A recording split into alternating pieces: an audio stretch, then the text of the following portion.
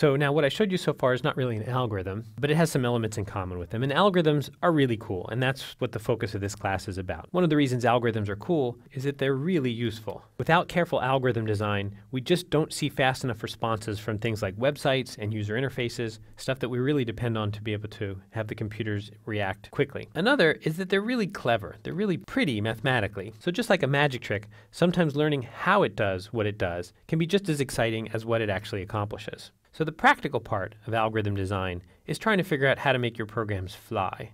That is to say, go really, really fast. And there's a couple different ways that you can do this when you're programming. One is you should take a great deal of care in organizing your programs so that they're not doing a lot of wasteful stuff. So that goes without saying, but I said it anyway. There's a lot of time that you can spend tweaking loops and other things in your program to just get rid of little bits and pieces of inefficiency. And that's important. But perhaps the most important thing is good algorithm design. So whenever your program is doing something that involves a great deal of computation, you need to think hard about how to organize that computation so it does what you want it to do, but it does it fast. And that's the focus of this course. So we can think of the problem of developing algorithms for particular problems as a kind of algorithm itself. Here I've written it as kind of faux Python. You can't actually run this. I would not suggest running this, but it should give you sort of a sense of the flow here. So what we start off with is some kind of problem specification. And we'll talk about a couple different examples of those over the course of the course. For the problem specification we're currently concerned with, what we're going to do is we're going to start off devising an algorithm for that problem. So that means thinking about it, coming up with some kind of a strategy or plan for doing the computation, and we'll call that our algorithm.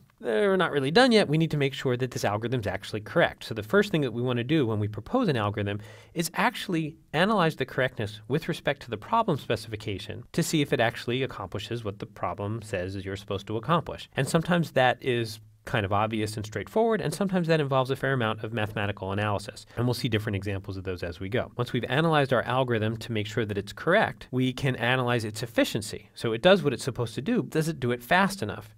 And we eventually determine the running time of the algorithm. If it's not correct, or if it's not fast enough, then we need to continue this process, redevise an algorithm and reanalyze it, and keep doing this until we have something that both solves the problem and it solves it fast enough. And that's the algorithm that we declare to be our solution.